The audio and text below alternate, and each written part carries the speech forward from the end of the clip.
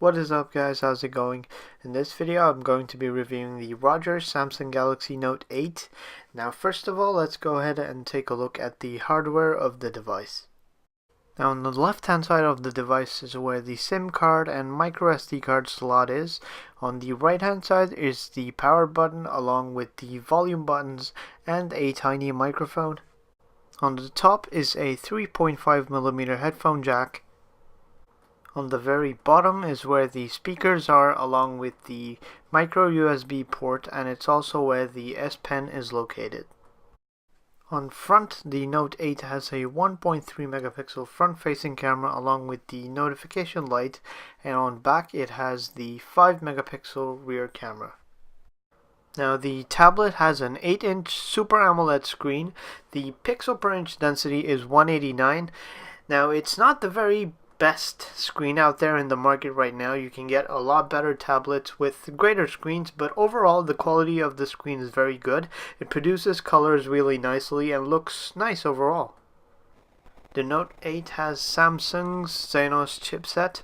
It has a quad-core 1.6 GHz Cortex-A9 processor, which is clocked in at 2 gigs of RAM, and it also comes in 16 and 32 GB storage variants.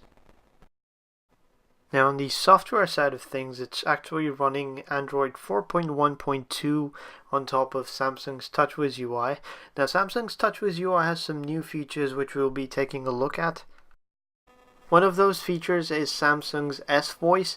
Now what S-Voice is very similar to Apple's Siri. What it does is that it gives you answers on the questions you ask it. If it doesn't know the answer, it will usually just do a web search. Another neat feature was the Smart Stay feature, which I found pretty cool. It actually turns off the display when you're not looking at the device. There's another cool feature called multi-window. Now what this feature does is that it allows you to run two apps at the same time. Apps such as Google Chrome and YouTube can both run individually at the same time on the same screen.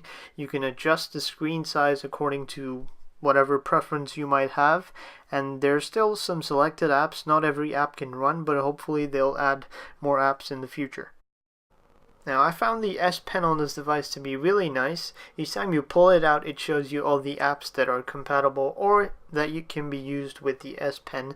Now I'm not a very good person when it comes to drawings and stuff, but it was sort of really nice using this, as it actually recognizes what you're trying to do. Let's say if I'm drawing a shape, which I am here, it actually knows it's a circle, and it just perfects those angles and it makes it look very professional, which was pretty neat. Now if you're a student, you might be happy to know that the S Pen actually knows when you're doing mathematical equations, and it corrects whatever you write, basically knowing what you're doing, and it uses Wolfram Alpha for all of that. A feature I found useful was that you can turn on an S Pen only mode, so each time you touch the screen it would only be recognized as a zoom in or zoom out gesture. Now Samsung's TouchWiz UI actually performed really nice and fast. Although I did find a few stutters here and there, the overall performance of the software was pretty good. I also played a couple games on this device. I played Temple Run and I played Into the Dead, which is a zombie shooter, and both of them actually ran pretty nicely and there was no lag at all. Now the camera on this tablet is pretty standard. It's nothing too special. It does the job. I actually liked the overall interface of the camera app.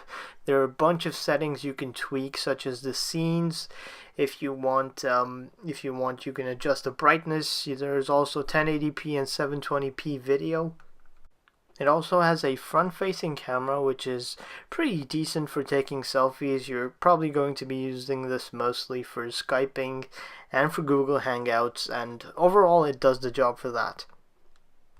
Now to sum it all up, the Note 8 is actually a pretty decent tablet. If you're someone who's on the road, on the go, you like to watch videos, sketch notes, and do things on the fly, you're absolutely going to love this. And thanks to Rogers' fast LTE speeds, you'll be doing a lot of stuff really quickly.